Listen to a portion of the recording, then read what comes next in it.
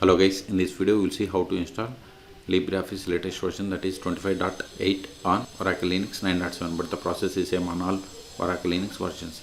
Also process is same for all LibreOffice versions, either it may be 25, 25.2, 25 or later versions. Okay, first verify whether we have the LibreOffice comes as the default application. See, if you don't have LibreOffice applications. Okay, now open the default browser that comes with Oracle Linux, that is Firefox. Then go to LibreOffice official website, it is libreoffice.org. See here, the latest release at the time of making this video is 25.8. okay, then click on download, then select the download LibreOffice. Then you have to select Linux 64-bit RPM for RHL, Fedora, Oracle, Linux type operating systems. Then click on download. Wait a moment, download will be started. See, download started and its size is 233 megabytes and it is zip file. Once download is completed, then we will unzip and we will install LibreOffice 25.8.3. See, download is completed. Now open terminal.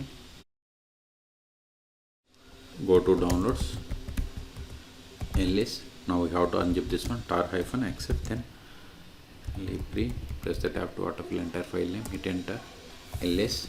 Now go to this LibreOffice folder, ls, go to this RPMs folder, ls. Now we have to install these RPM packages, sudo control rpm -ivh nodeps star.rpm. This command will install all RPM packages from the current directory.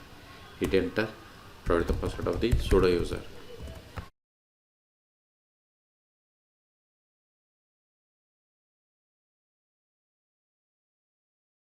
See, we are installing 25.8.3. We have successfully installed. Now verify activities, show applications. See, here we have the LibreOffice applications. Okay, so we have successfully installed. Go up, one more up, ls. These files are not required anymore because we have successfully installed, so remove them to clear the space. rm libre.